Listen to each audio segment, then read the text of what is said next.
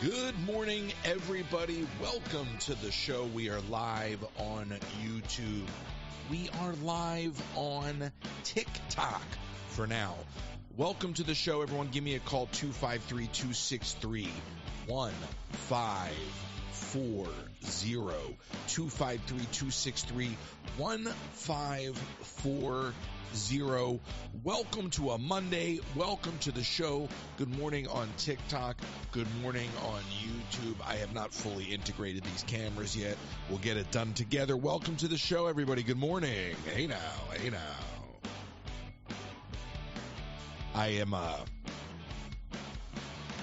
I'm a creature of habit. You know, and by the way, I can't even hear the theme song over here. You can hear it online, I assure you. And one of the things is as I start to integrate this setup and figure out the difference between the pre-recorded podcast with Kenzie and the live show, things will get consolidated down. But right now I have this little speaker that is driving me crazy because I don't need to hear it. It's really there for the benefit of people on TikTok. And quite frankly, I don't really like it. Good morning, everybody. 253-263-1540. We are live on YouTube. We are live on TikTok. I say for now because the Supreme Court had their ruling, or excuse me, they held the hearing Friday. It was about 2 hours. And we'll talk about that a little bit later in the show. But at any point during the show, they could make their ruling. I mean, they really could. I don't know which way it's going to cut. The media narrative is prepping everybody for a TikTok ban. We'll see what happens. I'm not terribly worried about it. It'd be nice to have it wrapped up. And then, of course, with an incoming administration, you have to question whether or not that whatever happens can then be reversed or will be reversed. So kind of a weird time. Thinking of everybody in California with the wildfires. I feel like wildfire is an understatement. I mean, it is just absolutely tragic what's going on out there. And I have the news on while I'm doing other things behind me. And it's the way that they cover it. And, you know, what I'll do is I have this service so I can go to local channels. So I'd like to watch the press coverage or the press conferences, you know, and actually hear what leadership is saying. So when you can cut away from the cable news of it all and actually hear what the first responders, or at least the leadership, is saying in respect to what the first responders are doing. And obviously they're doing the best they can, and they're doing an incredible job. But it's a, you know, you watch cable news, and it's a lot of, I don't know how to use any other word. It's pornography. They will bring somebody on and they will sort of milk their tragedy, and obviously the people choose to come on and share their stories. But then I feel as though with cable news, they poke and they prod, and they poke and they prod, and they're like, oh, well, this is really, really must be horrible for you. And it is horrible. It's tragic. But there's just something about the way cable news chooses to approach things that seems very, very like they're glorifying it or they're celebrating it oddly. And that's all cable news. So you watch these press conferences. And by the way, it goes to show you, because this was not the first thing I intended to talk about, but I don't know how you don't address the fires and you don't address the situation going on out there first. So here we are. So I'm watching these press conferences. And, you know, and I'll often be looking on Twitter just to see what's being said. By the way, 253-263-1540. And, you know, the fascination seems to be with this whole DEI narrative, particularly on Twitter. And then it shifts towards well, there's a photo that's going around. Oh, look at the three women leading the fire department, leading not the fire department, but leading Los Angeles Fire. It is a department, but it's much bigger than that.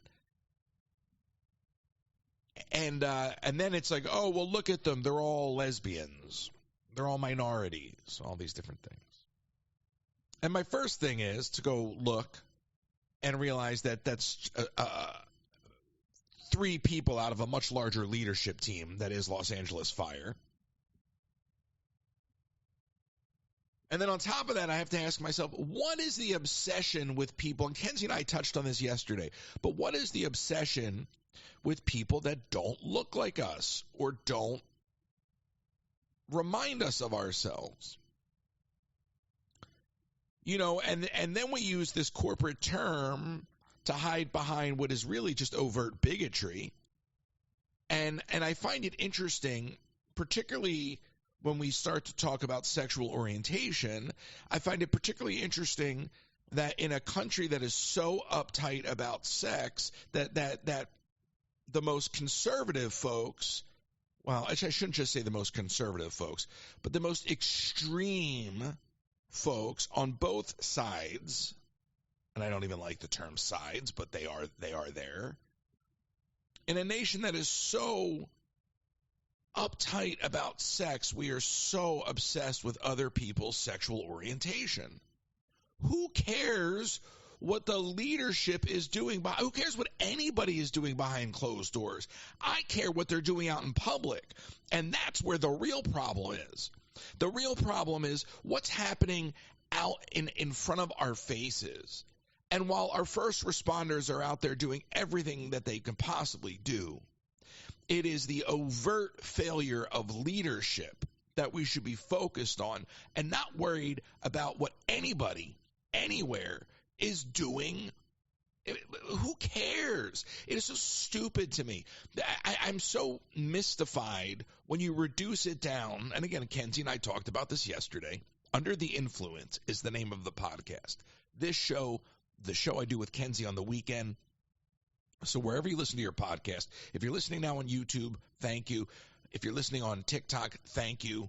But the podcast is put out over the weekend. We do a pre-record, and then we'll do the live ones right now. So if you were missing any of the conversation I'm referencing, Under the Influence, wherever you get your podcast. We're just so afraid of anything that doesn't look like us, anything that doesn't represent us, anything that we can't understand.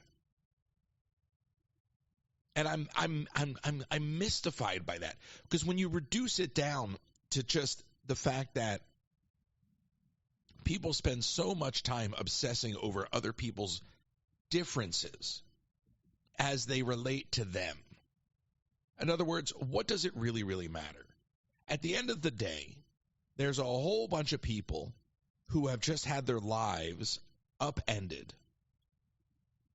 And irrespective of what they look like, irrespective of what they may believe or how much money they may have in the bank, they are all suffering the same. Maybe some more than others. Maybe that's a fair assessment. They're all suffering in the same experience. It's an experience nonetheless. It is a shared tragedy. And when I look at those photos, when I look at those aerial shots of just the Palisades just decimated, I can't even believe it. I have had the news. I generally have the news playing, but I'll put it on the TV if there's really a reason to. And I've had it on the TV more than not. I having lived in California, Southern California for 2 decades, and growing up as a kid, absolutely adored the idea of being able to say I lived in Southern California. And just looking at the tragedy. And then you see the hate-filled responses. And you're just like, what happened to us? Like, what happened to us as a people? You know, where did it go wrong for us as a people?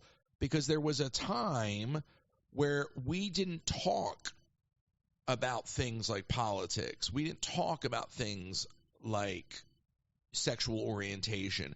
We didn't talk about our religion. You may practice it, you may communicate it, but it didn't matter, right? Like, that's your business. You know, what you choose to do in your time is your time. But when you show up at work or you show up in a public facing environment, no, you checked all that. Right? And I get that social media has sort of opened up all of these different channels for people to express themselves and then in turn feel very loud and supported by whatever sort of pocket of the internet they have found. But much like Kenzie and I discussed yesterday, when you start trying to say, "Oh well, look at how you handle things over in the Middle East," well then this is what you get. That's not how it works. And B, that's not making a case for anybody. And I just don't understand how we're ever going to get back to just being human beings towards each other. You know? Now, this is not what I wanted to open the show with. It's a real downer, but it's reality. I wanted to start by complaining about a donut because, and I'm going to go back to the donut for a minute, and we'll get back to this very serious conversation because it's way more fun to complain about a donut for a minute. So pump the brakes, U-turn. I made the worst cup of coffee this morning. I tried to make a cold cup of coffee and not go and do my routine and go to Dunkin'. Now, lately, I'm not even a donut person, okay? In fact, when I lived in California, I would often just make a giant pour over, not even a press pot, a pour over of espresso and drink it at home. Somewhere between leaving California and moving to Florida, I have tripled down on my consumption of iced coffee. Now, I drank it in California for sure, but not. I mean, the way I drink iced coffee post-pandemic it's a whole nother level. So I've developed this routine, and again, I blame Catherine for the Starbucks of it all. But I got so into the gamification of the apps with Starbucks and everything, and then I realized that Dunkin', not only it was in my Walmart, I used to see the Dunkin' sign and be like, it's not really Dunkin', it's just a Dunkin' in a Walmart. Well, guess what? It counts. But the way my brain is wired, I'm like, that's a Dunkin' annex at best. But guess what? It works. So now I got the Dunkin' app, right? So now it's become this routine for me to play it, to get my cup of coffee in the morning and play into these apps. And it's not even that I'm playing into the apps. I'm just cognizant. I'm like, a couple more points, I'll unlock a coffee. So maybe I'll go to Dunkin'. Like, I'm just cognizant. And I really do blame Catherine for that. So I'm not a big donut person. I'm not a big sweets person. Although Keena sent me these I'm whispering like I'm looking around like somebody's going to hear me because I ate them all. But Keena sent me this box of like chocolate covered like pecan. I don't even know what it was. It was like a bark or something. Toffee. Oh my gosh. But I'm not a big sweets person, right? And really, I don't even want a lot of bread in the morning. Like when it comes to like bagels, like I got into the $6 meal deal with Dunkin'. Like it's not even about that for me. I really, in the morning, all I want is I want the best possible cup of coffee I can have. And a little bite. A little breakfast sandwich. I don't mind a scone. Okay, but I'm not when I was younger, Boston cream jelly donut, sure. Now, how do we go from wildfires to donuts? I was just trying to open up the show with a lighthearted conversation. But stream of consciousness led me elsewhere. So enjoy this break from reality because we're going to get back there. But I wanted to gripe about this. So I'm not like, I'm going there for the coffee. Then I got into the meal deal. Then they got away from the $6 meal deal. They went to the $5 meal deal. I'm fine. It's even better now. I get a little bite to eat. It's less bread. It's these little fakakta wraps. I get my iced coffee. I'm very happy with my iced coffee. It's like a baby in its bottle. I get my iced coffee. Whatever I made over there is not it. But it's called marketing for a reason. They want you to get something else. So now I'm there. I'm like, oh, maybe I should get a little something sweet. Go with this coffee. Especially if I'm coming back in the afternoon for that second cup of coffee. Maybe I've unlocked a free cup of coffee. Whatever it is. So I found the French cruller. What do I like about the French cruller? It's airy. It's light. It feels like it's got a filling, but it doesn't. It's sweet. Not too sweet. Okay, it's not sweet like a Boston cream biting in, getting all the filling. But it's light and it's airy. I had not really had this much of this donut in my life ever until going to the Dunkin' Donut annex at the Walmart. Which, by the way, they really should just give me free coffee there. So, now I get the cruller. I come back in the afternoon, get my free cup of coffee off the app every couple days, whatever, and I'll treat myself and I'll pair it with a cruller.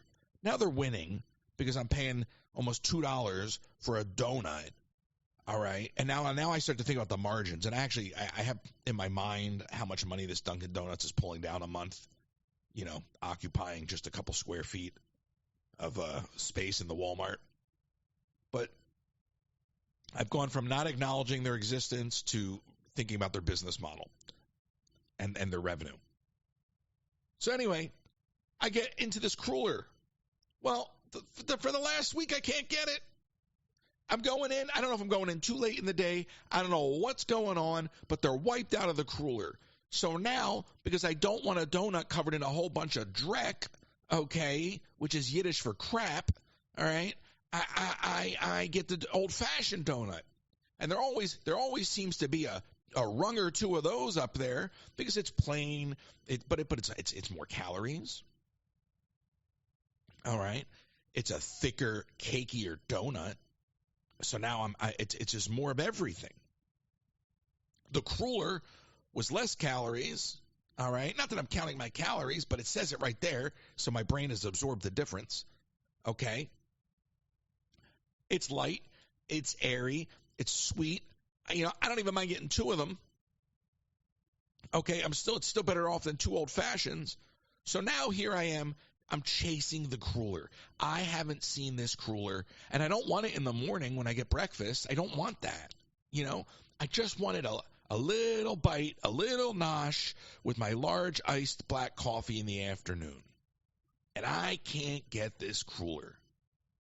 And I go in, and it's the same girl for the last 3 days, and I go, no crullers? And she's like, no. And I'm like, what is going on? I was like, who knew this donut was so popular? She goes, I don't know. I was like, am I coming in too late? She goes, I come in late every day. They're already gone when I come in. This is unbelievable. So I don't know who's buying up all the French crullers, but please stop.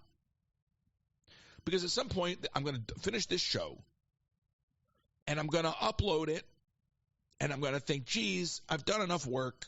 It's time to go get a cup of coffee, especially today with whatever it is that's over there that looks like a liquid tan M&M in a cup. Okay, it's a light brown. I don't know what it is. I drank it. It tastes like water. I just want a French cruller now. I don't even need to be eating a donut. I'm trying to, I want to lose some weight. You know what I mean? But now I can't. I've gamified my own. I don't need the app. I've gamified my own experience with this fakakta donut. Anyway, that's what I wanted to start the show with. Was complaining about a donut because I didn't even know this thing existed. Now I can't get it, and now it's like a quest, and I feel like I'm like Zelda or something. I'm not Zelda, but, I feel like somebody. I don't know. Cookie Monster. I don't know. I feel like somebody in pursuit of the donut. I don't know what the analogy is because I haven't had a good cup of coffee. 253-263-1540. If you can't tell, I have two microphones here because one microphone is for one setup and one microphone is for the other. So I added this little extra arm in there. How fancy is that? Look at us go. 253-263-1540. I am getting ready to do another marathon, which would involve going to the parks and really using all of that as a springboard for more experimentation. I've had a couple days of just sort of tinkering and figuring some stuff out. So I'm getting ready to get back into that mode again. And, we were supposed to go to Live Fest. So really, I would have come back from Live Fest Sunday. So really, I would have only been just coming back a day or so ago. So as I stated with to Kenzie on the podcast with that time over the weekend since Friday, I've done a lot of reorganizing. I've taken the room upstairs that I used to do this broadcast from, and that has become the full-on prize room. I moved the wheel up there, some of the lights, the interactive lighting and stuff like that up there. I moved all the prizes up there. So that's like a full-on room to do prize giveaways and things like that. I mean, that room it's just a store. So then I've opened up this room down here. I've made this much more enjoyable, both to work in and to live in. I have a box from Colleen from Pampered Chef. I have a cookbook from Jen. So we're getting there. I've been 3D printing stuff. I've been corresponding with FlashForge. There's another printer coming out soon. There's a lot going on. I'm only one person. I'm ready for some help again. 253-263-1540, 253-263-1540. I hope it sounds good on TikTok. I hope it sounds good on YouTube. So I was supposed to, it's a weird week. I was supposed to go, we're leaving the donut conversation and getting back to reality. I'm supposed to be in California. And Friday was also the Supreme Court hearing on the future of TikTok. So it's sort of a weird week of news between the tragedy in California, the quote-unquote TikTok event, and then, of course, the Supreme Court of it all. So sort of a weird week of news. And I was glued Friday to everything. I mean, I had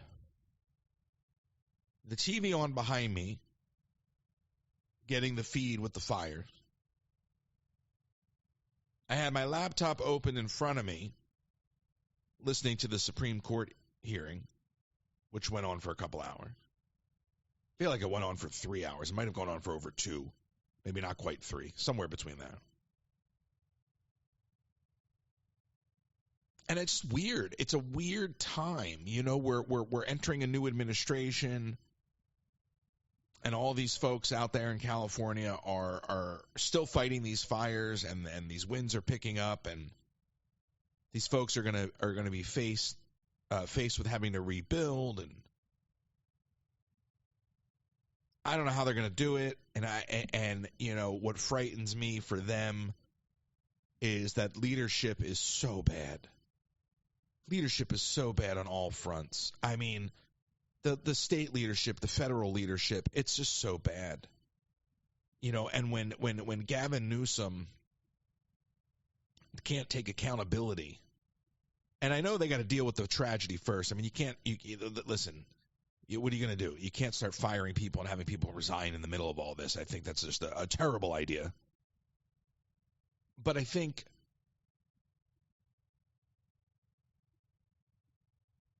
when we see that our leadership has failed to the extent that they have, and then you have the chaos of this incoming administration, I really, really hope that at some point people start to wake up to the fact that those are lives out there. Those are human lives out there. Those are people's livelihoods. It doesn't matter if they're Republican or Democrat. Like, I'm just so tired of that. The fact that we're talking about, oh my gosh, what's the new administration going to do in respect to the funding? Like, how is that even a thing? How is that even a thing?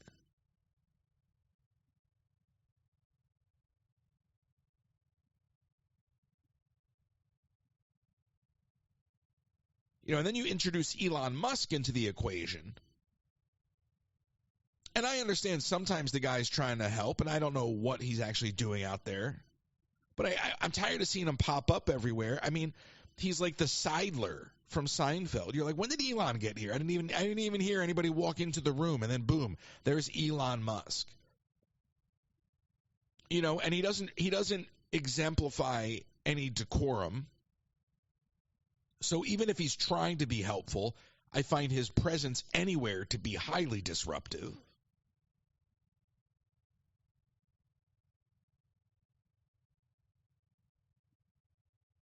I never liked Elon Musk. I mean, I didn't like Elon Musk the first time I ever heard of Elon Musk. I never liked Elon Musk. And I remember being in college. And there was a guy who was assigned to me. I was a freshman. And he was a junior, senior or something. I don't know. They had a mentor program. And they put us in this mentor program. And I don't remember why or what it was, but it was really nothing. I think we got the new dorm. We got like the new rooms. I don't remember. There was really no, whatever the catalyst was. And this guy, in fact, if I recall, the way that they structured it was there was the freshmen on one side of the dorm, on the one side of the floor, and right on the other side of the hall were the mentors. So this guy wasn't my mentor. He was a buddy who became a buddy of mine. He was his quote-unquote mentor. But you're all just college kids, right? You're all just college kids. It was like, oh, here's somebody that you formally are introduced to that's going to show you the ropes. Whatever. So there was this particular guy, and this will relate back to Elon Musk. This particular guy. And he wasn't my mentor, which made him even more annoying. He'd be like, Royce, you really need to work on your resume. Royce, you really need to work on your resume. Like, less partying and work on your resume. First of all, I'm not a big party person, okay? But you really need to think about your life and work on your resume. Okay. This guy didn't know me at all. I had probably been on my 5th or 6th resume of my life by the time I was a freshman in college. So I would just roll my eyes. I'm like, what do you, okay, whatever. Sure, buddy. Go talk to somebody else. Go mentor somebody else.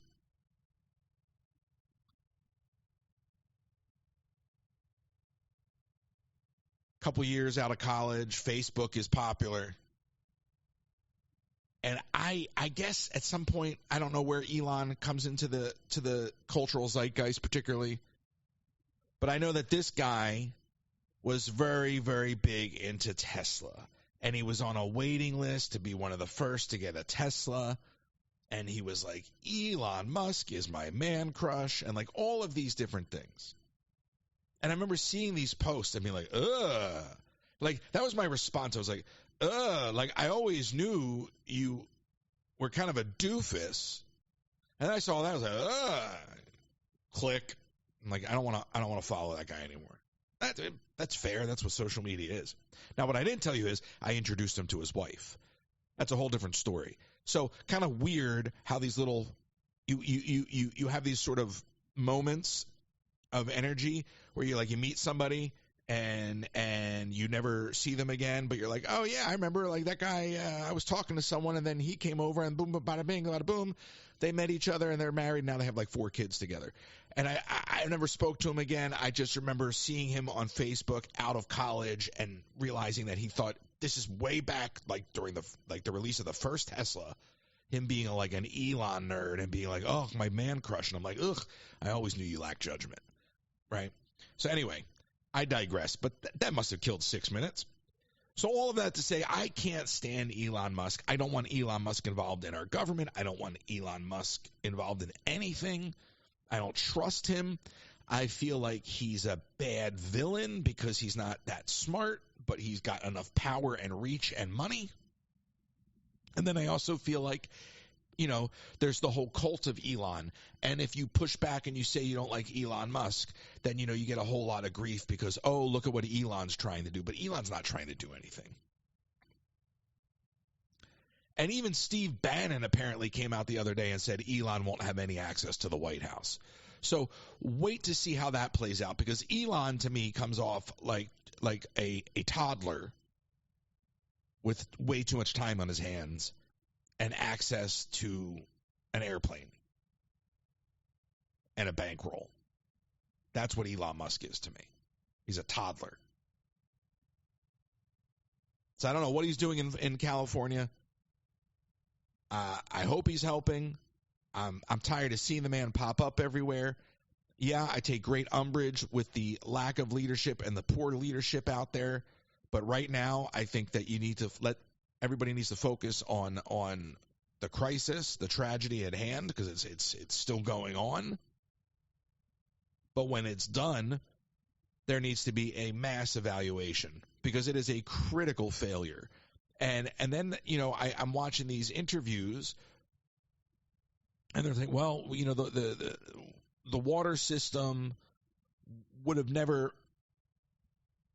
designed to be used like this. In other words, no amount of water, and it's not just access to water, but then it's the distribution, right? Because you can have all this water sitting there, but if you can't distribute it effectively, then what? Right? So you see all this talk about that, and I can't help but think, well, wait a second. And maybe it's too soon to have this conversation. You know who'd be a good, and I'm not looking at the chat, so Rob, if you're here, but you're the first person that comes to mind. But my thought is, where's the investment on solving the problem on the front end? We live in a Band-Aid culture. Everything tries to get solved on the back end. Yeah, water is what we need now to put out fires, but from a prevention perspective, why do you have all these power lines whipping around in the wind? Like, where do we start to invest in the future of our cities and not wait for them to burn down to rebuild them, but actually rebuild them and upgrade them, and to use a Disney term, plus them when we can, and invest in our future before it's too late? Now, I understand that, the notion of a rebuilding will present that opportunity, but at a massive, massive detriment.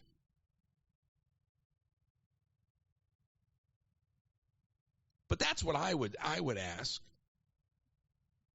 Epcot was supposed to be Progress City. Progress City was supposed to be the future of tomorrow. It was supposed to be a prototypical city looking towards the future. You can't help but wonder how different things would have been if we actually had a futuristic city in Orlando instead of a theme park. You have to ask yourself, how different would things be? We don't have any investment, to my knowledge,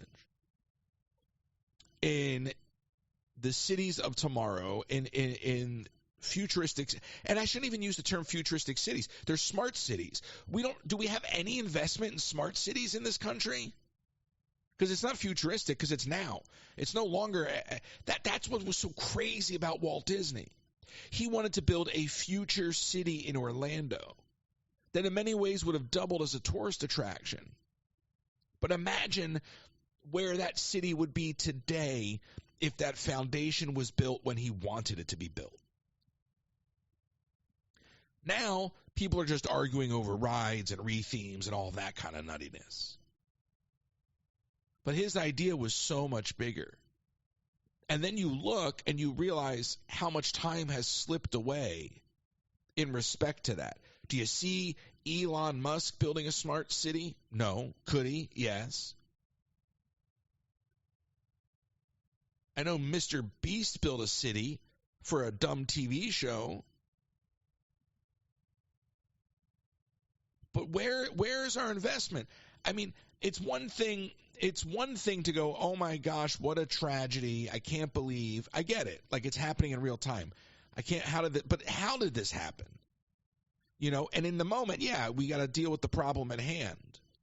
But I mean, I think when it's all said and done, you have to go, this was not a surprise. It was only a matter of time. And you can question leadership, but you also, you know, look, we elect these idiots. We elect these people.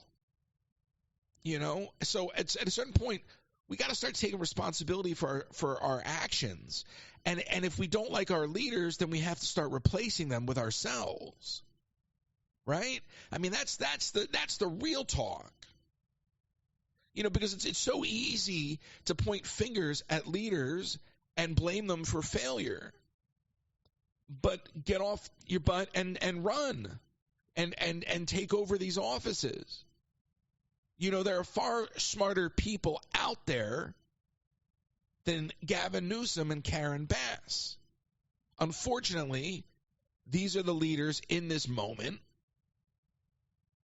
And it sucks to even have to be politicizing it. And I don't even really think it's a politicization, because any leaders that I can point to in the current climate, I would call bad. I can't think of too many leaders that I would prop up in this environment. Okay, but our leaders have failed us. Where is the investment in our cities? You know, it used to be called wildfire season. It was fire season. It was a season. Which means you knew. I question where the real leaders are in this country. I question where the real innovators are, and why we can't get ahead of this. And what's the response going to be in other cities? Not to say that everybody's got the same problems that, you know, Southern California has with the Santa Ana winds and all of that, but an investment in our future is an investment in our future. And developing something at the prototypical level in one city may actually yield a benefit in another city. So you got to start somewhere. That's why I go back to the idea of Epcot and Progress City. Can you imagine? By the way this mic keeps going, I'm slouching down. I'm getting like very relaxed, and I'm like, hey, let's just get a pillow here and take a nap. But why don't we have solutions on the front end to these problems? And why are we constantly waiting for crisis before we actually respond? Yeah, you could go, oh, well, why was the mayor up in the air? Why was she traveling? Why wasn't she there? She knew that things could get bad and blah, blah, blah, blah, blah, blah, blah. That's one issue. But the larger issue is, after decades of dealing with these issues and knowing that they were only going to get worse, and that there was the potential for something this tragic to occur, like, where was the desire to be preventative? Where is the desire to get ahead of it? Where is the proactive nature? And I'm not just pointing to California. I'm just pointing to leadership as a whole. Where do we actually, like, where do we trade out these goobers, okay, whether it's at the state level or the federal level, for real working class Americans, real working class people that actually know what it's like to have to, like, get up early and grind it out until it's dark and go home and pass out and wake up and do it again.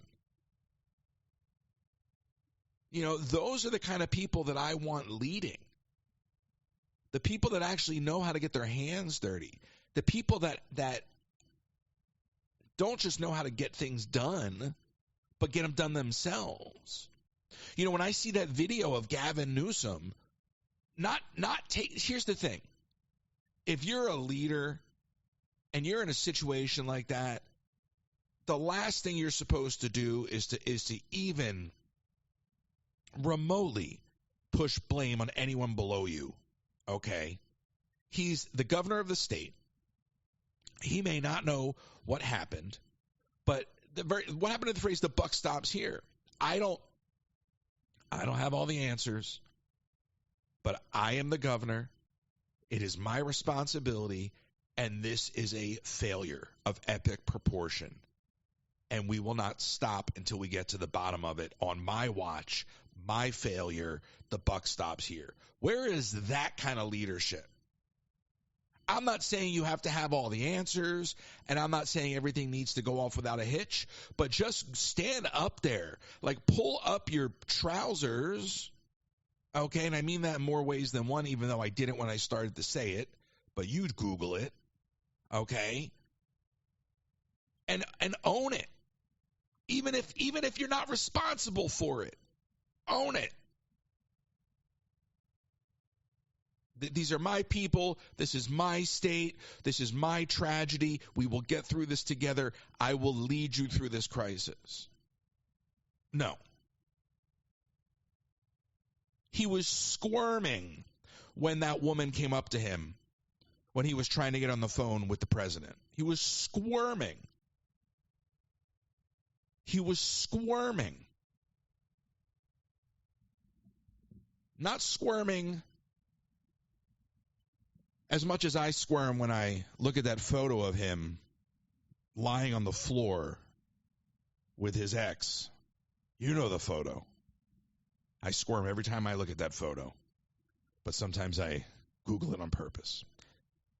Because it's funny to tell people about that picture who don't know it exists. 253-263-1540, 253-263-1540.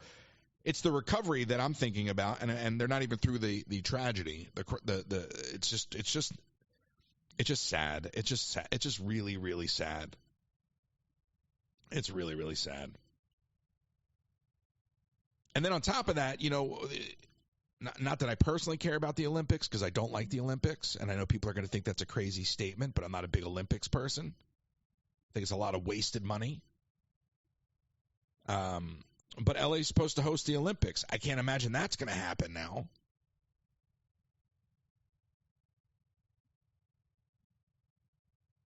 I don't know. I also just looked down and saw that we are no longer recording, which is weird, is because I was recording this whole show. So that's a wild one. We're going to have to figure that one out. I'm not sure what to do about that. Perfect time for an ad break. Completely derailed by the fact that I looked down and saw that it wasn't recording. That's weird because it was recording, but that's all right. I have redundancy. That really threw me. Let's go real quick and do these ads. We'll take your calls on the other side of this ad break. 253-263-1540. 253-263-1540. I don't know what you said there about the phones. It's a new year, which means it's time to spice up your kitchen. Pampered Chef has all the goodies from spatulas, mandolins, amazing pots and pans, and knives. Plus, don't miss out on the small appliances like the deluxe air fryer and coffee maker. Spice up your kitchen by going to pamperedchef.com/PWS/Colleen Herman. pamperedchef.com/PWS/Colleen Herman today. With no estate plan, you could be leaving those you love the most with high taxes, probate fees, and incomplete or divided estate and legal fights and fees. If you live in Florida, contact RK Law for a free consultation to discuss the options and tools you have available to protect your home, savings, and estate for those you love the most. To get started, send an email to russell@rklawpro.com, russell@rklawpro.com, or call 786-566-2456 to set up your consultation today. Last minute shipping from the parks. Maybe you're local, you need a notary or a P.O. box. Go visit my friends at the UPS store located right behind the Magic Kingdom at 6526 Old Brick Road. That's the UPS store located right behind the Magic Kingdom at 6526 Old Brick Road. And as always, if you're looking to book travel, William Bailey will help you with not just booking a cruise or a trip to Disney or even a Disney cruise, but really anywhere you're looking to go in the world. William Bailey is your one-stop shop for customized travel experiences and competitive rates. You can go to my website and you can fill out the travel form, william.bailey at academytravel.com. Thank you very much. Those are our sponsors. 253-263-1540, 253-263-1540. Boy, I got to tell you, that really threw me for a loop because I know I hit the record button and I don't know what happened there. Maybe it was the donut conversation. Now in Disney news, a former Disney employee has pleaded guilty to federal charges for hacking into one of the company's computer systems and removing life-saving allergy information from restaurant menus. I'm going to read that again. A former Disney employee has pled guilty to federal charges for hacking into one of the company's computer systems and removing life-saving allergy information from the restaurant menus. Now, first of all, I saw a photo of this guy. All right. This guy doesn't look like he could hack a bonsai with a chainsaw, let alone an internet server, okay? So I don't know if that speaks more to his skills or the fact that Disney probably has really, really bad security when it comes to their servers. Number one. Number two, and I'm gonna guess that that's the case, knowing the fact that Disney's got rides that are on DOS. Not an exaggeration. But also, it speaks to how miserable some of these cast members are because Disney doesn't do anything for them anymore. You know, I can tell you firsthand, when you de-incentivize the cast members, not only do they not want to do their job, okay, but they become spiteful. And I've heard the stories, and I'm not excusing it by any stretch of the imagination. But, like, you got to, you know, it's weird because you got to ask yourself what the motive is, as if it matters, because obviously this guy's psychotic to do that. But obviously he's disgruntled. And knowing what I know and from the stories I've heard, you know, there's a lot of disgruntled people that are just tired of it. Now, it doesn't just apply to Disney. It's corporate America as a whole. So you can't just blame Disney. It just happens to be coming out of Disney's company. And then also, you have to ask yourself, how do they not catch this? With all this technology, you're going to tell me that there's not upkeep on these menus? I mean, this reminds me of the story from Russell with the drink with the alcohol in it that didn't have alcohol in it. And now we're talking about, and it reminds me of the Raglan Road case where the woman, it was tragic. The woman passed away from a food allergy. So you're going to tell me you don't have a system in place that periodically checks your menus to ensure that everything's accurate? With all the AI in the world that's out there, you can't somehow control? Not only control the access to that stuff, but then actually manage it and control it and make sure that the information's up to date. I don't believe that this guy hacked into anything. This guy doesn't look like a hacker. And I know that might be a judgmental thing to say, but there's no way this guy's a hacker. Okay? So there's probably more to the story. You know, I think it's very easy to use the term hack. We use it all the time now. Life hack. You're like, that's not a life hack. That's called using the product correctly. You know, so I don't think this guy hacked into anything, which just begs another question of access. You know, where is this information being stored? Who has access to it? Who's controlling it or not managing it? But that's a huge, that's not only is that a crime, but that's the difference between somebody's life First thing I thought of was that Raglan Road case. Not saying that one has anything to do with the other, but that's certainly, a result of bad information. Absolutely tragic. Now, usually, you don't. It's very infrequently that you hear anything negative when it comes to stuff like that with Disney, because when it comes to dietary restrictions, food allergies, and things like that, Disney's pretty good. But this is one that you can't even fault them. Obviously, they need a better system of checks, but you can't really fault them. This wasn't them, but you do have to ask questions. It also made me think of another situation that happened, I guess, almost 8 months ago now, 6-7 months ago, with another cast member in Epcot.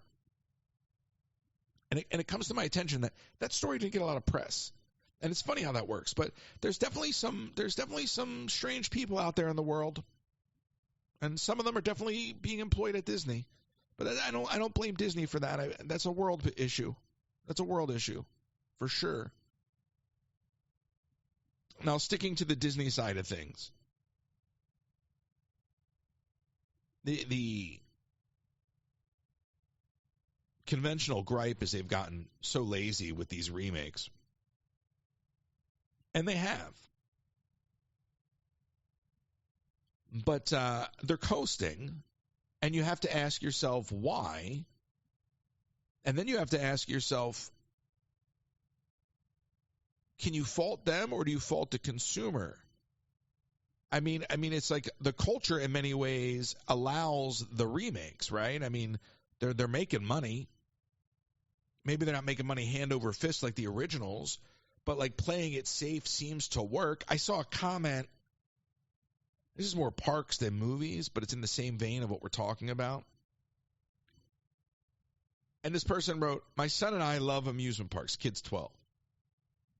We've been going to Disney multiple times.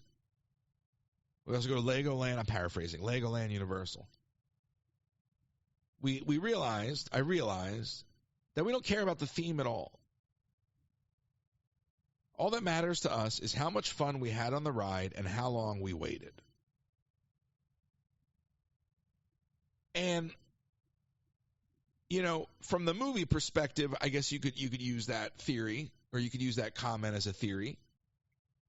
But from the theme park perspective, if that really represents the data that Disney is using, then it makes perfect sense that they're phoning it in. And if all people care about is how much fun am I having and how long did I wait, it really does speak to the culture. People are, just grasping for escapism. So the last thing they want to do with everything they're dealing with in the real world, okay, and it seems so trite to be talking about a theme park right now, okay, but with everything going on, the last thing they want to do is feel like they need to wait, right? Like, oh, I want instant gratification. Like, entertainment is instant gratification in this world that we're living in, and that's what people really, really want. So you look at a company like Disney and you go, oh, okay, you're phoning it in. You're coasting. Can I blame you? Maybe not, because it's safe and it works. And by the way, I caught 3 seconds of Mufasa on the TV service I have, and then I read the Wikipedia description. It's a total retcon. And I think retcons are so lazy. And if you know what I mean by a retcon, is they retroactively change or convert the story. And to me, a retcon is like as lazy as you're watching a movie and then you find out the whole movie's a dream. The character just had a dream. So I'm like, really? Mufasa's a retcon on top of all of that? But I think you got to stop faulting Disney. You got to stop faulting Disney for phoning it in the theme parks, for phoning it in the movies. When you look at the culture as a whole, it's an instant gratification culture. It's scroll. A movie's all about quick cuts. Everything's very, very rapid. Nobody really wants to take the time to appreciate anything. Everything's about the destination. Nothing's about the journey. In my 20s, I wouldn't have even wrapped my head around that idea. So I look at that and I go, you know what? Maybe we blame the culture. Maybe we blame the culture.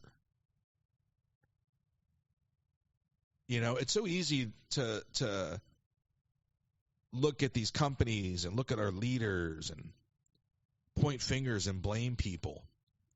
But then you got to stop and you got to go, well, at what point do we have control? At what point can we change everything?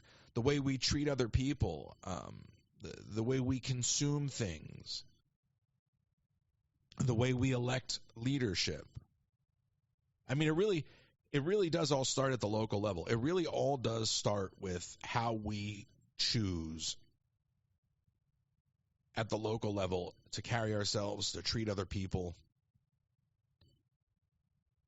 And I go back to what I said yesterday with Kenzie and I said earlier today, which feels like I've been talking for 2 hours, and according to that timer it says 13 minutes, which is a total slap in the face. But we're so afraid of differences. We're so afraid of anything that we can't relate to, that we vilify people now, to the extent that we don't even care who suffers. And that's what really I find really, really disheartening with this tragedy in California, with these fires. It doesn't matter how much money somebody has. It doesn't matter what they look like. None of these things matter. At the end of the day, it's human beings who lost their home. And for some people, it's their only home. For some people, it might be one of several homes. Who cares? Who cares? It's a human experience of losing, And then there's the tragedy of life lost. It just, and I'm like, and I guess obviously if you go to Twitter, you're going to get inundated with the nastiest, the lowest common denominator of just absolute troll level commentary. But still, I mean, it represents something. And, I'm not on Facebook, so who knows what's being said over there. I would love to hear some of your thoughts on that. You can always call, the number 253-263-1540, 253-263-1540. But it's just this place we're in as a people where everything is just so vilified.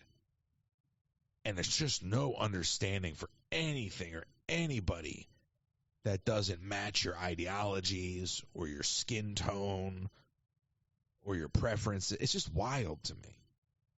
It's wild. And I'm looking at these aerial shots of everything just being destroyed, and I'm like, where do all these people go? Like,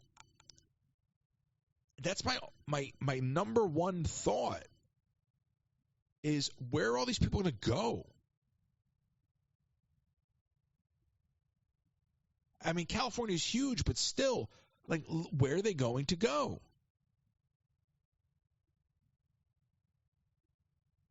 How many of them are going to leave the state? How many of them are going to stick around? And if they stick around, where are they going to go?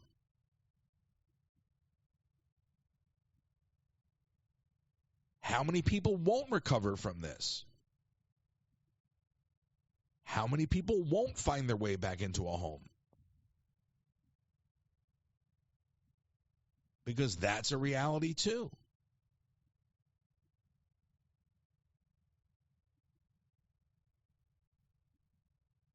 I don't care what, and to look at any of that and go, well, they got plenty of money, or they're Republican, or they're Democrat. I mean, that's insane. That's insane. Human beings suffering. It should like the fact that there are people out there that go, yeah, well, that's what you get. That's what you get. That's what you get for backing Israel. California must burn. What? What does one have to do with the other? Suffering is suffering. Nobody wants to see people suffer unjustly.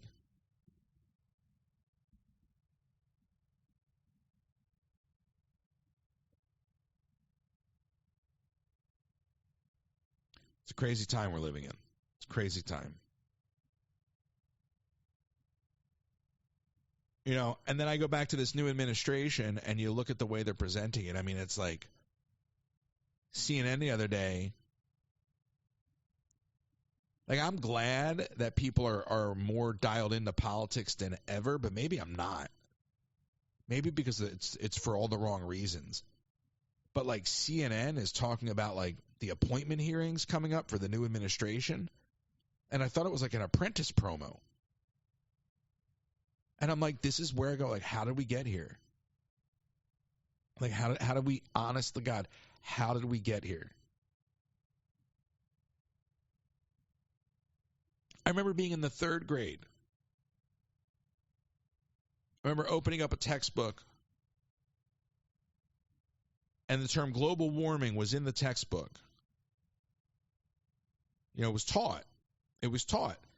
Now, you can talk about textbooks, and that's a whole other ball of wax, okay? But it was taught. This is also at the same time as the Exxon Valdez oil spill. You know, back then, the environment wasn't politicized. The idea of recycling was still being introduced. Recycling bins were being introduced into neighborhoods. People were talking about conservation. I remember constantly growing up being told, turn off the lights when you leave the room. Turn off the lights when you leave the room. Don't waste water. Don't leave the water running.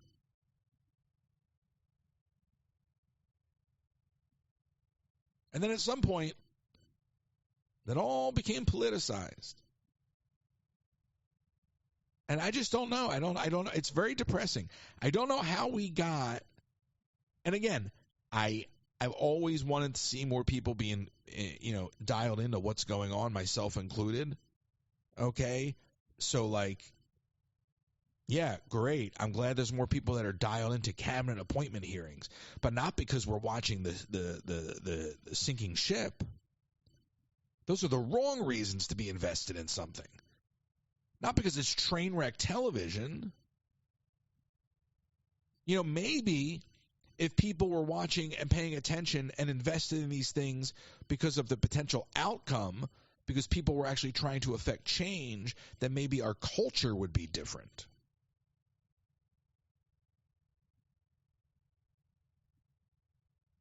So, and these were really, these are all the thoughts that I'm having because I'm watching these fires just absolutely destroy Southern California. And as much as you want to blame the leaders, I go, man, we elected these people. I remember when Gavin Newsom was the spry young mayor from San Francisco, and we prop them up, and we prop these people up. And we don't elect people because of what they're saying necessarily, because 9 times out of 10 they don't even honor what they're saying. Sometimes we're electing people for what they're saying. I think this current president-elect got elected for what he's saying, and you're going to see that he's going to retread on half of it. But that's what they do at that level. Okay? But television, you go back to television changed the way we elect people because now you're electing on appearance, The reason Gavin Newsom, because he was a pretty boy when he came on the scene with the nicely coiffed hair, okay, and everyone he looked the part. Well, guess what? That doesn't get you very far. And it's not the right time to really be maybe it is the right time to be holding them accountable. It's not the right time to ask anyone to resign. I don't believe that. Okay, get through the tragedy first. But then we got to just look at ourselves and go, man, what have we done? What have we done? we put our lives in the hands of these leaders and just to get away from California and bring it back to the national level where this pendulum swings, right? These people didn't do it for us. We'll go back to these ones. Well, when are we going to do it for ourselves? Like, that's what I want to know. When are we going to do it for ourselves? When are we going to take the bull by the horn and take control of the situation? And that's not a violent thing. That's called running for office. Like when there's room for people like Matt Gaetz in Congress, then a lot of y'all need to ask yourselves, maybe it's time for me to run. Like just think about that for a second. When Matt Gaetz can get elected to Congress, ask yourself why you are not a congressman. Ask yourself why you are not a congresswoman. At a certain point, it is incumbent upon us to take control of the situation. If that guy can get elected, there's nobody watching that can't get elected.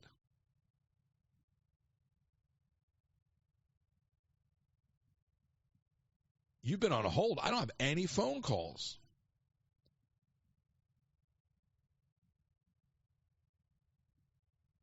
I apologize. You're on the air. You know what? I don't know why this phone system. I'm going to make a note right now.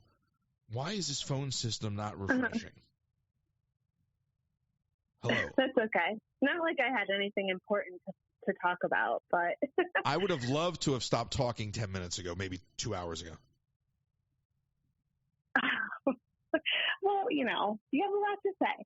But no, I just wanted to call because going back to, the wildfires in California, I had the news on today, and it's so sad. And being so far away from everything, there's something that, like, I wish I could do. It seems to be getting worse. They're spreading. But I was reading online, and this is going back to people being very judgy. Mandy Moore is getting criticized. I don't know if you read about it. She's getting criticized over putting up a GoFundMe page for her brother-in-law and sister-in-law. I guess they're expecting a baby, and they lost their fire. They lost their house in the fire. But people are saying, you have all this money in the world. Why are you posting a GoFundMe page for your relatives when you should be helping them? But she lost her house too as well. And it's like she can't just put out something to support her in-laws without being judged for it. Well, okay, not that I want to play this game, but it is radio and we have time, and I did see this post. How much money do we think Mandy Moore has? Probably more than I can ever imagine. No way. Mandy Moore can't have more than $2 million combined in assets and liquidity. There's no way. Well, right. And that's more than I could imagine, obviously. That's not that much money. Wait a second. $2 million. If you live in California, that's a house. And then some investments and some cash. Right. Like it's not that. So if she lost, and I don't know what she lost, but if she lost stuff and her family lost stuff, they're going to need all the help they can get, especially with the fact that the insurance isn't going to be there. So it's this notion that Mandy Moore is rich is crazy to me. Right. And then you got to factor in lifestyle. Just because people have to understand that if somebody's making more money than you, there's a cost of living difference. So somebody who maybe, and by the way, again, I can't even, I saw this the other day and I was like, Mandy Moore, didn't she do the song Candy? Do you think she's still getting Candy royalties? Probably not, but she also did This Is Us. She was in that show, which I absolutely loved her in. Right, but what do you think the This Is Us royalties are at? I mean, wasn't This Is Us on a streaming platform? No, it was on NBC, and then they put it on streaming. So sorry. So and then she was on Entourage. I mean, what I'm saying is these are paychecks, right? She's not Rihanna. Right. She doesn't have Rihanna money. Right. Rihanna's got Fenty. Rihanna's making more money with Fenty than Rihanna ever made on records, which is why Rihanna's not rushing to make another record. Mm-hmm. She's Mandy Moore. She's a working actress. She doesn't have money. Right. 100%. It's absurd. And by the way, Yeah. I don't mean to count Mandy Moore's money, but there ain't that much. If Mandy Moore's worth $2 million, she ain't worth boop. Being worth $2 million, I guarantee you most people out there are worth more money than they realize. But at the end of the day, you're counting assets you don't own anyway, unless you truly own your house. And I think she just built. I think because I follow her on Instagram, but she just moved and was building a brand new house. So I mean, look at that. Like, she just built and now it's destroyed by wildfire. Yeah, and then I saw, Spencer Pratt, and it's wild. Oh gosh. I know. And then people are like, Hulu gives Spencer a show, and I'm like, why are we giving them a show? There's so many people who need a show, and we're just going to dole out shows as a relief program. But right. But he's literally trying to make money off the creator fund, and he's like, I got to get this video to a minute so it qualifies. And I'm like, I think I saw a post where it was like, help him get in the top 10 videos for the day so he can make $1,000. And I was like, dude, I feel that, because like maybe they own their house. Like, and by the way, I don't mean own. Maybe they had a mortgage. Mm-hmm. Okay. Right. And maybe they were paying their mortgage. But it doesn't mean that they had a ton of money in the bank. You don't know that they weren't just scraping to get by, but they had that house because they bought it at the height of their success. Like, well, right, because he started in Laguna Beach on that show, and then he starred in The Hills, and he hasn't really done much since then. Right, and I thought that was at least a very human moment and relatable, because he's like, oh, I got to make this video a minute. Right. But just because they're living in the Palisades doesn't mean that they're rich. Like, right. They probably spent every penny they had to be out there. Right, exactly. And they have kids, and yet factor in the kids aspect. I mean, kids aren't cheap, Well, that's why you don't see me with kids. I mean, like, I'll never understand that one. I see these videos that people post online where they're like, well, like this is what I'm making my kid for dinner, and you're like, and I think they're like, they make these videos on purpose to get rage. It's like rage bait. But it'll be like, you'll see like she'll take like the frying pan and a can of Spam, and then she'll pour like a bunch of something on it, and it's just like, you look at that and you're like, did you need to have kids if that's what you're feeding them? Like, and I know that's a horrible thing to say, but like we are a society of people that overextend ourselves. Now, I don't believe those videos are real anyway, so that's why I'm heckling that. But like, yeah, kids are super expensive, but people choose to have children anyway. Why? Mm-hmm. We live above our means. I mean, people, yeah. And it's also a weird statement to say, and they have kids, as if like, and I know what you meant by it, but as if that should be the thing that make people care. Right. But it's horrible. Yeah. I mean, and think about these children. Think about how these kids are, like, the mental health, 10 years from now, what these kids are going to be dealing with. Right. Where are these kids going to go to school?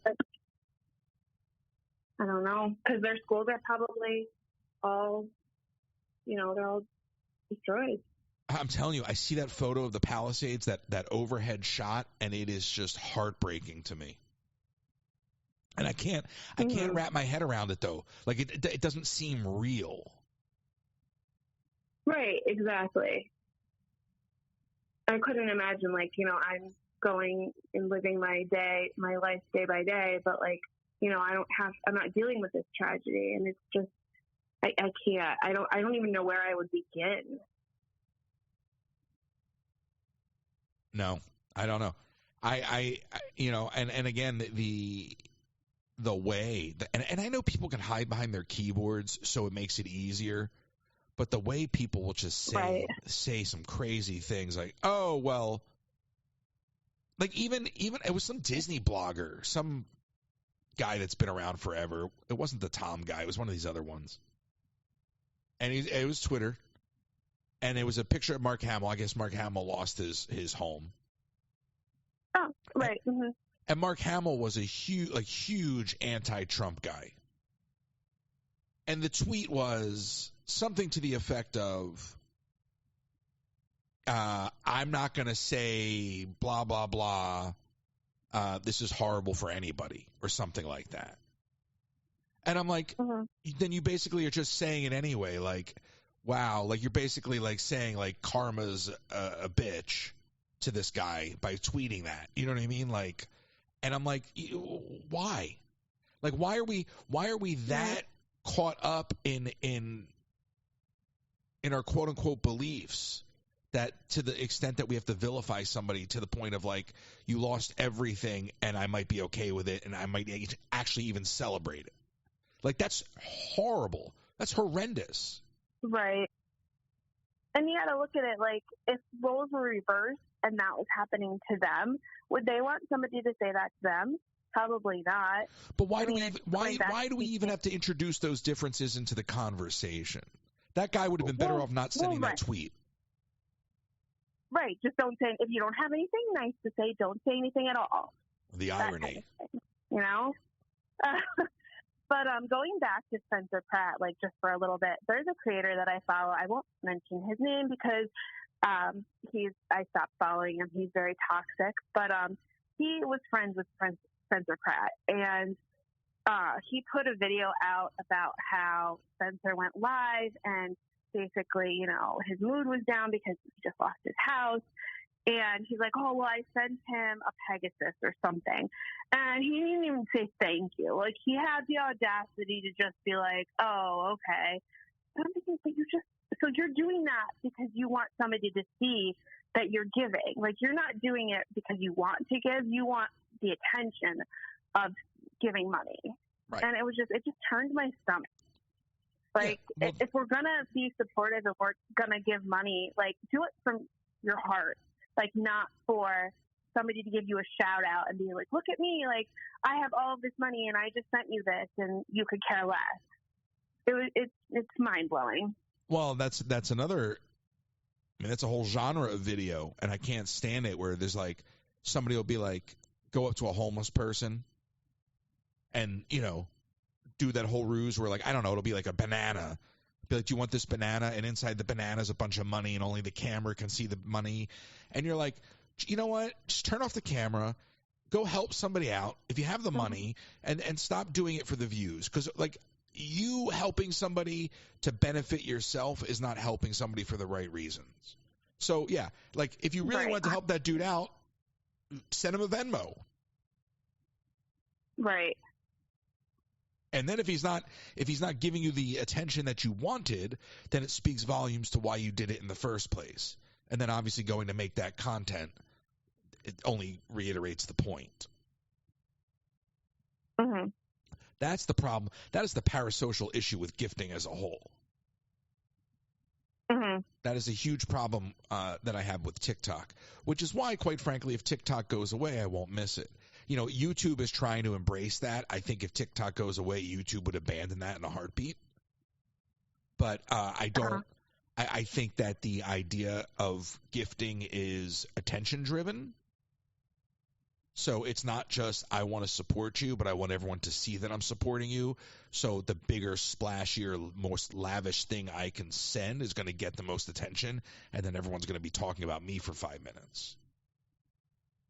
And I'm not saying that happens in my lives even, but I'm just saying that that's the general nature of gifting. That's what those animations are done for, you know. What'd you say? I'm totally doing that when I send you a gift. I said I'm totally doing that when I send you a gift. No. Some people do, though. Some people do. I'm kidding. Yeah, but you know what? Exactly. No, whenever. I understand what you're saying, but the Pegasus is a huge gift. Well, right, 100%. So that's my whole point. When I gift from the heart. But yeah, like, I'm sorry, I can't afford a Pegasus. You're gonna have to find somebody else. Can I tell you something? I don't want you to send me a Pegasus. If I have 100 people watching, like, just you want to talk the economics, that's why I like Teen Lifts. I would rather everybody give a little and let it add up than lean on one person. It goes back to the conversation of diversification and moderation. If all of your eggs are in one basket, what happens when that basket shrivels up? Mm-hmm. So I don't actually like that. Like and I've said that to people at TikTok. And you know, I remember a creator at a meeting I had at headquarters was like, well, what if like everybody could like pool to, and I'll use Pegasus as an example, but like what if like I could just get like people to contribute towards a Pegasus? And I'm like, well, what's the point? Like you could just have them do that in the Discord quietly. But like, what's the point? Like, you don't need the Pegasus. If there's 5 people that have enough to contribute, let them each contribute individually. The Pegasus is just smoke and mirrors. So I've always, and that's why I like team lifting, is those little team bracelets are worth like 2 cents or something. Okay, but if everybody's contributing, that adds up so quick. And then because everybody's contributing, when it comes down to a competition where we're actually trying to move on the leaderboard, you have the weight to do it.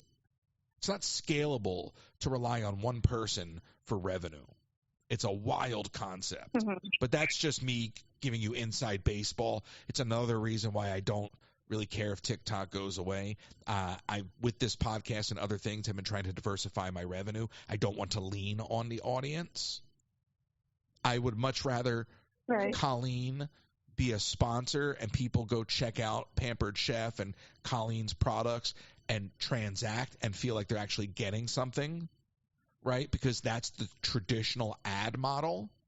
But what TikTok has done is leverage the direct-to-consumer ad model and then kind of beating it to death. And now you're like, well, every time I go live, I basically need to ask my audience for money if I want to make a living. And I don't want to go live every day and ask my audience for money. You know, I'm going to be really, really honest with you. What? Go on. No, that's okay. Go ahead. You first. The delay kills me. No, I was going to say, like, when I first joined TikTok, I went live for a little bit, and it's hard, first of all. Second of all, I didn't have anybody coming in, like maybe 2 people max. But it's not something that I could sit and do and expect people to come and join, you know? Yeah, and when I was running around the park and, you know, originally doing it for my own mental health and then doing it, you know, as a monetary endeavor, that's all well and good, but you also realize that, like, at the end of the day, you're still putting your eggs in one basket because you'll have 2 or 3 or 4 people that will be your mass contributors, and you've got the Disney backbone. If one or the other or both of those get removed from the equation, what do you have left, right? So that's where the diversification comes in, not just of the revenue streams, but the content as a whole, which is why I find our success in Live Fest this year, placing number 7, to be more of a success than last year at number 4, because we did it without going into the park. And it was the power, right? Exactly. But it's the power of individuals lending their support, you know, and the way that adds up. And what I was going to say a moment ago, and the delay kills me too, and it's just the nature of everything. But what I was going to say is the other day, you know, I've said this many times over the last couple of weeks. Oftentimes when I'm not live, it's because I'm just doing stuff, and I tried to do a certain level of this tech stuff I've been working on while live. But sometimes it's just easier to put my head down. And like the other day, I sold an arcade game bright and early in the morning. It really wasn't bright and early, but I had sold the day before and he was coming and whatever, it was ready to go. But I was like, oh, I made my money today. I just afforded myself the opportunity to spend a little more time researching, a little more time developing, a little more time creating. And I don't need to go live today. And because that's where my mind is at, because I got to make a living, but I don't need to make a living from going live. I have a handful of other ways that I can make money. So if I can make my money in a day, then if I can make my money for the day early, then I can turn around and say, what am I going to do with my time today? Maybe I just want to go live and do something that I know isn't going to bring in the views, but people are going to hang and have a good time, and I don't have to worry about the gift goals and anything. Or maybe I just want to spend the day tinkering and researching or developing. So I'm just one of these people where I don't care where the money comes from on a given day as an entrepreneur. I just want to find it. And I oftentimes, when I don't go live, it's because at that point I'm either A, busy doing something and I don't want to go live and lose my focus, or I don't want to go live because I don't want to be taking money from people. Right. It's a weird thing. And I feel like you should be able to you should be able to have those breaks, though. Like, it kills me, and I don't know how any creator deals with it when people are like, well, when he's going to go live? How come he's not live? And it's like, he has a life outside of TikTok. Like, you should be able, I'm a huge mental health, advocate. You should be able to disconnect and not be worried about, when am I going to go live next? If you have something that you want to do outside of being live, do it. If it's going to help your lives further down the road at what you're doing off live, then do it. I don't know. It's hard to explain, but it's crazy how people just expect you to be live 24/7. But then there's the expectation of the app, and I don't think people consider that. So when I open up the app and the app goes, well, you've just left ranking A1, now you're B2. Not that I really care, but it is a mechanism that feeds on my competitive nature, and then that's where it goes back to, I got to get that fragment. So I'm like, well, why do I need to be taking money from people today? Like, I made my money today. I just want to hang. Maybe I don't. Maybe I don't even want to go live. But in my early days, I didn't want to make money on the live because I was in the middle of that lawsuit, and I didn't want to build up a business that was going to be taken away from me. Right. Okay. Makes sense. Now I got a full-fledged business, but I'm also I'll work when I want to, because I'm always working, but it's just sort of what am I doing today? Am I doing the podcast? Am I going to go live on TikTok and open up this box and do some kitchen stuff? Or am I going to get on the phone with Kenzie and some other folks and talk about how I want to increase my social media content output and get dialed in on that? I'm probably going to opt to have the call, because the call is going to yield much bigger results in a month once we're structured, and worry about going live again later last. Because today, that's top of mind. But that's an entrepreneur. I don't just clock in. When I was in the theme parks every day, it just became a clock in situation, which left no room for development, which is fine. But at a certain point, you got to diversify. I mean, look, I don't even know. Did the Supreme Court make an announcement on TikTok? It could literally happen any minute. All right. I don't know. I thought it was starting at 10. No, that was Friday. That was Friday. Was it? But I thought that I just assumed we'd get an announcement immediately, but I don't know. So it's I don't weird. know either. It's a weird thing. It's a weird world we're living in all the way around. I've just to go back to your comment on mental health, I've just learned this far into it to always put my mental health first. 100%. Yeah, definitely. Well, I'm sorry I left you on hold so long. I gotta reach out to these guys and ask them what's up with that, because it never used to be that way. It used to just push down notifications and I would get them. So. No, that's okay. I almost did hang up. I'm like, well, maybe he just doesn't want to talk to anybody right now. No, I didn't. Now that call just came right in. So I'm going to move on. I'm going to go right to the next call then. Kat, thank you. Okay. Yeah, no problem. You're welcome. Talk to you soon. Bye. It's almost like they heard me. 734, you're on the air. Hey, Royce, it's Kale. Hey, thank you, Heather, for posting that. What's up, sir? I want to see how you're doing today. I'm doing good, man. I'm anticipating the Supreme Court's going to say something today about TikTok, but I don't know. How are you? I'm doing good. Yeah? You working today? Day off today. All right, look at you go. What are you going to do? I don't know. Might hit the gym today. Who knows? The gym? Is there like a Disney college program gym? Yeah, they have a gym here. They're like 2 pools. So. Oh. So you don't even have to go anywhere. They got you all situated. Yeah, they do. All right.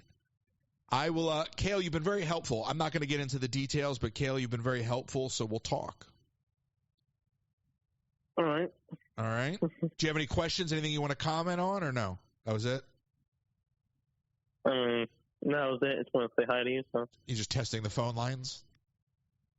Yeah. All right. Well, your call came right in. That was weird. I don't know what's going on, so we'll get to the bottom of it. All right, Kale, thank you so much. All right, thanks. All Bye. right, take care. It's Kale, everybody. Kale's been helping me out a little bit. That's very nice. Now my phone locked me out. I have all my notes here. Oh, okay, so this is so random. And I don't think, is Keena listening? So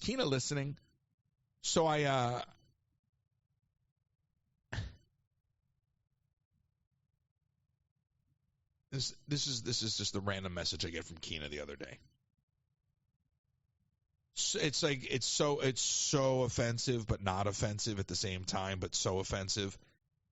And I'm only going to share this because I was just talking about having calls and getting help, and and so Keena's been helping with the newsletter and other things for a long time, and it's just funny the way that people think Keena's so sweet, and she's so sweet. She's so sweet. But then I just get a random message. Did you know if you watch Jaws backwards, it's a movie about a shark that distributes limbs to disabled people? I'm like, Keena, number one, why are you messaging me this? Number two, what's wrong with you? Shame on you. I'm like, Keena, if I made a joke like that in Discord, people would be like, they'd leave. I've had people literally say that I've offended them for making less of a joke than that. As from Keena. So when I go into the Discord and crack a joke, this is the tone of the conversations with people in private. Also, it's hilarious. I started to think about it.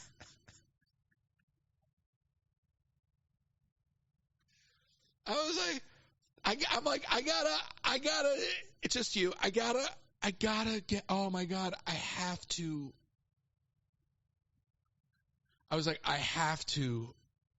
tell everybody because it is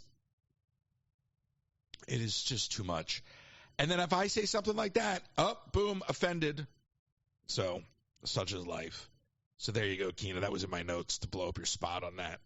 Absolutely hilarious, Keena. Absolutely hilarious. Now, to take a moment like that and just to get serious again, I don't really know how to go from that to a segue to talk about healthcare. It's in there somewhere. I have tears in my eyes. The segue's in there. I'll let you find it on your own.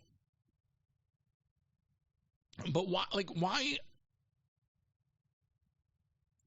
don't we have universal health care in this country? I mean, it is where we talk about leadership. You're on the air. Who's this? I don't know how to go from that to that. Who's this? Hello. Oh, I'm sorry. Keena?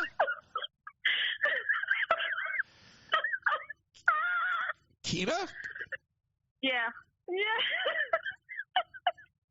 Yeah. Why did you message me that? Because I knew you would like it. I'm offended. No, you're not. If I said that, people would be like, "Oh my God, I'm leaving. I'm goodbye." Honestly, I've made less offensive jokes and offended more people. But you say it, and it's like, oh, that accent's so sweet. Well, and if Here, say it again, so we can all hear it. Me. We can all hear it with that fake, sweet, saccharine accent of yours. Go ahead, tell us the joke. No, I'm just going to say, if everybody knew me as well as you do, then they would know that I have disabled people in my own family. So if I'm not offended by it, then the bigger picture is, this world we live in right now, everybody gets offended by everything. Oh, my gosh. So you're using the I know disabled people excuse? Yeah. Oh, all right. It wasn't my place to share what I know. I mean, that's your story, not mine. Right. But I'm just saying, I have disabled people in my family. I'll leave it at that. But so did they tell you the joke? Actually, no, but I would not have been surprised if it would have come from her, but it didn't. Did you tell them? No. Oh my God. But she would laugh. I'll have to send it to her today. She would laugh. So yeah, it happens to be a person in my family who could actually benefit from watching that backwards and get a limb given to them because they have one less and they could use it. Do you know what's horrible about that? Just saying. I honestly started to think about, like, because I didn't respond to that message for like a couple hours. Like, I literally went through the logistics of like the distribution effort of that shark. Like, I literally spent too much time thinking about the logistics. So please stop sending me messages like that. What may I ask, what kind of, was it amputation? Was it was somebody born without a limb? So yes, I don't mind talking about it. It's my mom. She got a staph infection at the dentist, we think. And because she had artificial knee replacements from having rheumatoid arthritis, the infection went septic and attached to the metal pieces in her knees. So she went through a series of surgeries to have all the metal cleaned out of her knees. And she lived with me and my husband for a long time. We gave her IV antibiotics in our living room in a hospital bed. She's pretty lucky to be here now. So anyway, it eventually got into the bone of her right leg, so she had to have it amputated. So this is a lady who was laying in the pre-op room talking about ways she could use the leg after they remove it. Like a lamp? Yes, that was one thing. And then she also said if there were ever children making fun of her or staring at her because she didn't have a leg, she was going to use it to beat them. You know, I have a friend who was a thalidomide baby. So he's got one hand that doesn't, like, the fingers are all kind of deformed. And when he sees, like, kids acting up, like if he's in a situation like in an elevator, he'll, like, point to, like, the door closing and point to his hand and look at the kids and go, like, mouth, like, no. Like, I'm like, so I guess you gotta laugh at, like, the hand you're dealt, right? Yes. So what? Yes. How old was she? She was young. Let's see. She was 50, maybe. She's 82 now. But anyway, there's a process. There's a process I think everybody goes through when you have a situation like that. You grieve the loss of a part of your body, which is a serious, serious thing to go through. And it's just, there's a process. So there's anger, there's fear, all these things. Well, you know, at some point you have to get past that. And she totally has done that. I mean, she wasn't able to use a prosthetic because her upper body strength was too weak from the arthritis. So she's wheelchair bound, but she lives on her own. I have two older sisters. We go help her on a rotating basis. So, but she drives. She gets in her car. She goes places. How old is she now? Still makes jokes. So she's 82. Holy smokes! So she's. I mean, this is like that's 30 years. I mean, that's almost half of her lifetime at this point. Yeah. Oh, yeah. well, then She's that joke's nothing. That joke is she probably won't even laugh at that joke. She'll be like, that's an oldie. Yeah, probably. She'll probably say, I've already told somebody that. Wow, 30 years. I mean, I thought maybe you would have said like 10 or something, you know? No, it's been a very long time. Now, when they were talking, because I want to get into healthcare, but when they were talking about amputating her leg, did you simply try Gatorade and water? Well, that wasn't an option. They didn't have Gatorade back then? We would have tried it because, we tried everything, but that one was not an option. Well, that must have been on the PPO. No, in all seriousness, because I was going to talk about healthcare, and you calling actually made it easier to get there. You know, I don't know in that particular situation. You don't have to comment specifically. But, you know, our healthcare system seems to be predicated on what I said earlier in the show is the Band-Aid solution. I mean, our culture is sort of a Band-Aid solution culture. We don't really solve problems on the back end. So it's like I was talking about how the dermatologist tried to send me out of there with 5 different medications. We're just constantly slapping Band-Aids on things. And I just can't believe, and I saw a post, it was like somebody was like, she was in the hospital for like, I don't know, a week or two or something, and the child was, help me out, prenatal, is that the term I'm looking for? And it was something like a $750,000 bill? Yeah. And you just got to go, do we not have universal health care in this country because leadership doesn't want us to have it? In other words, it's not for a lack of trying. I don't understand why health care isn't free in this country. I was going to ask you specifically if there was anything that could have prevented the amputation, but you don't have to go down that road unless you want to. And I was going to ask you how that correlated to the health care of it all. And if perhaps maybe there was some relationship to a lack of care leading to that, and that somehow being able to be prevented with better care up front. Well, I don't think it could have been prevented. It was just a freak, rare situation. And at the time, I don't remember a lot about it.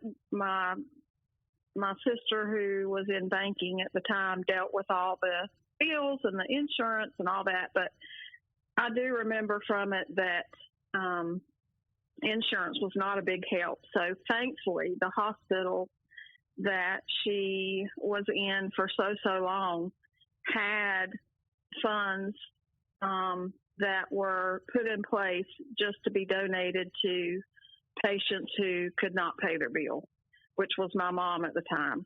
So she got her bill paid by grants and funds from the hospital. Wild. Yep. And I don't know. I don't know how we fix this country. You know, when I don't like Mr. Beast. You know who Mr. Beast is? I'm sure you know who Mr. Beast is. Yeah, I've heard of him, yeah. He makes some comment the other day because I think he gave, was it limbs to amputees or something? He gave like prosthetic limbs to a bunch of amputees, if I remember correctly. Oh, I don't know. I didn't see that one. Yeah. I believe that was right. it could have been something else. But whatever. But then his comment was, it's sad in this country that a YouTuber has to, be the source of health care. And I'm like, okay, well, number one, that's, don't hurt yourself patting yourself on the back. Okay. Number two, are you really helping people? Because in all these other situations, he hasn't. The Lunchable thing was a epic fail. He built that city for some game show. So I look at that and I go, as much as I get the point he's trying to make, the fact that he can even say that with a modicum of truth is kind of frightening. We are really, really failing our people. This example in California, it's horrific, but it should come as no surprise. And it's an epic failure of leadership. And we've experienced an epic failure of leadership across the board. I gripe about the VA from time to time. We don't take care of our own. We don't take care of our vets. And these are conscious decisions that the people in Congress are making.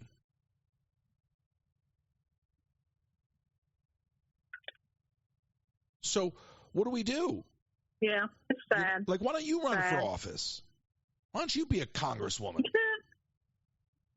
Oh, my gosh. You're better than Matt nobody Gates. wants that. No offense that I have to compare you to him, but I'll take Keena over Matt Gates any day of the week. That'd be like Elmo running for I'll take Elmo over Matt Gates. I think Elmo could legislate. I'm not doing an Elmo voice. I know that's what you're trying to set me up for. I'm not doing it. But No, I'm not asking for that.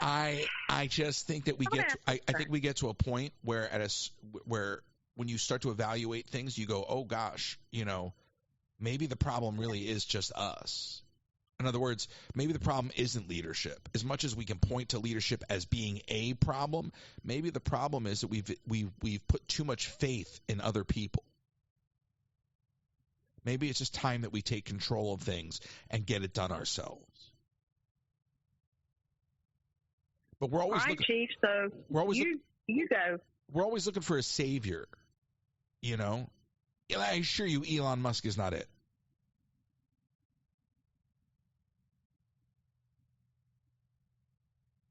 I can't stand Elon Musk. It's going to be interesting to see how all this plays out with Elon and all the interesting people coming in.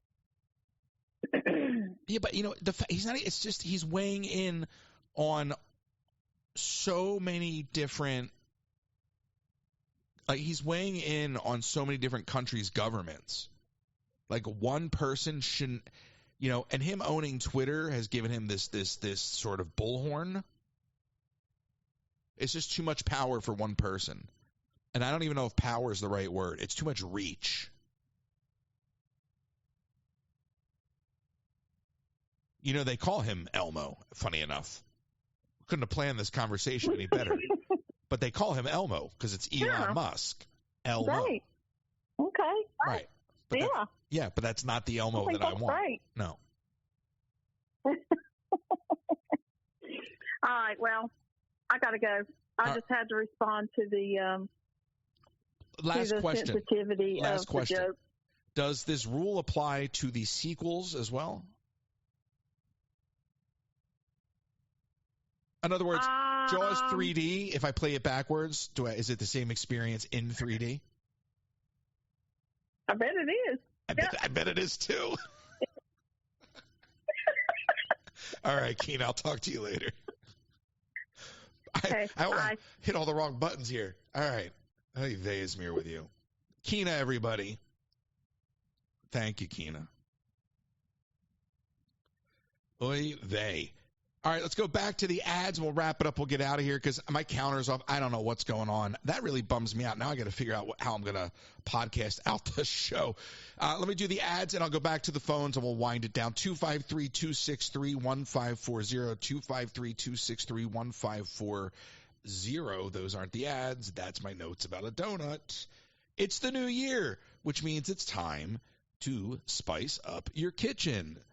Pampered Chef has all the goodies from spatulas, mandolins, amazing pots and pans, and knives. Plus, don't miss out on small appliances like the deluxe air fryer and coffee maker. Spice up your kitchen today by reaching out to Colleen Herman at pamperedchef.com/PWS/Colleen Herman. And with no estate plan, you could be leaving those you love the most with high taxes, probate fees, and incomplete or divided estate and legal fights and fees. If you live in Florida, contact RK Law for a free consultation to discuss options and tools you have available to protect your home, savings, and estate for those you love the most. To get started, call or email today, Russell at rklawpro.com or 786-566-2456. Last minute shipping from the parks. Maybe you're local and you need a notary. Visit my friends at the UPS store located right behind the Magic Kingdom at 6526 Old Brick Road. Not only do they have a notary and shipping services, they've got P.O. boxes as well. So go check out the UPS store located at 6526 Old Brick Road, right behind the Magic Kingdom. And as always, William Bailey Travel is available to help you with any of your destination planning, whether it's Disney Cruises or Disney Cruise, or just looking to explore the world. William Bailey provides a customizable experience at competitive rates. Check out William Bailey Travel. You can go fill out the travel form on my website or reach out to william.bailey at academytravel.com. Thank you to our sponsors. Appreciate you. I don't know. I don't know what happened with the record button today. I don't know what happened with the record button. But 253, wow, 253-263-1540. I think the real issue for me today is the lack of coffee. I tried something, it didn't work out. So for all intent and purpose, I've had zero coffee, and that just can't be allowed to ever happen again. I think we're going to hear something very, very soon on the fate of TikTok. I'm curious to see how that shakes out. I mentioned this yesterday with Kenzie. I want to start booking guests. You know, we've laid the foundation for this program, and I want to start booking guests. So whether it's for Sunday with Kenzie, or whether it's guests calling in on the week, Monday, Tuesday, Wednesday, I want to start talking to folks who are experts in their field, folks who can educate us, shed light on some of the things we've been discussing, and hopefully maybe even answer some questions. So that is my goal, is to focus on bringing in some bookings. If you have anyone that you think would make a good guest, or you want to suggest something, figure out how to do that. And I think that's it. I think I'm going to wrap it up. I got to figure out what happened with that the thing with the thing on the thing over there, and why we have a delay on the phone system. I'm going to hang out with you for a minute on TikTok and do a team lift, and then I'm going to figure out where the front of this show is lingering. So thank you for tuning in, and I'll see you next time.